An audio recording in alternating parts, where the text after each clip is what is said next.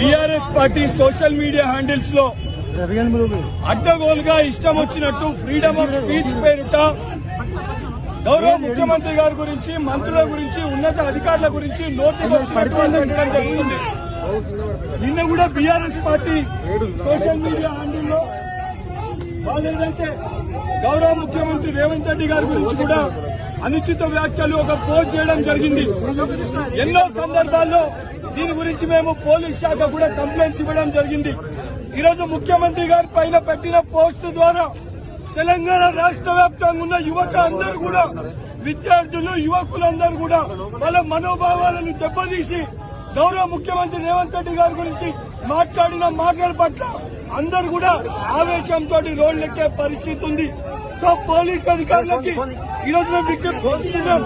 నిజామాబాద్ ఏదైతే జిల్లా పరిధిలో జిల్లా అధ్యక్షులు, అదేవిధంగా జిల్లా పరిధిలో ఉన్న నాయకులందరితో కలిసి నిజామాబాద్ సిపి గారికి ఒక కంప్లైంట్ కూడా ఈరోజు మేము ఇవ్వడం జరుగుతుంది.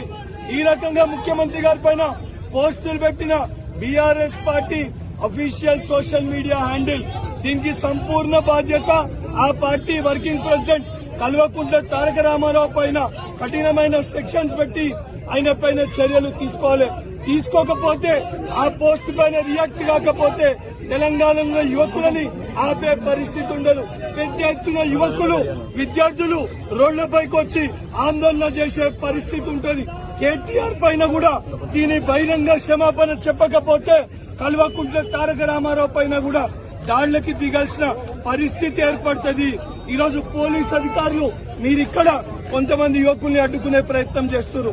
కానీ తెలంగాణ రాష్ట్రంలో ప్రజలందరూ కూడా ఈరోజు గౌరవ ముఖ్యమంత్రి రేవంత్ రెడ్డి గారి గురించి మాట్లాడితే ఆగే పరిస్థితి ఉండదు. సో తక్షణమే దీనిపైన రియాక్ట్ అయి కేసులు పెట్టి కల్వకుంట్ల తారక రామారావు పైన, బీఆర్ఎస్ పార్టీ హ్యాండిల్ నడిపే వాళ్లపైన కఠినమైన చర్యలు తీసుకోవాలని చెప్పి మీడియా ద్వారా పోలీస్ శాఖ కూడా విజ్ఞప్తి చేస్తున్నారు.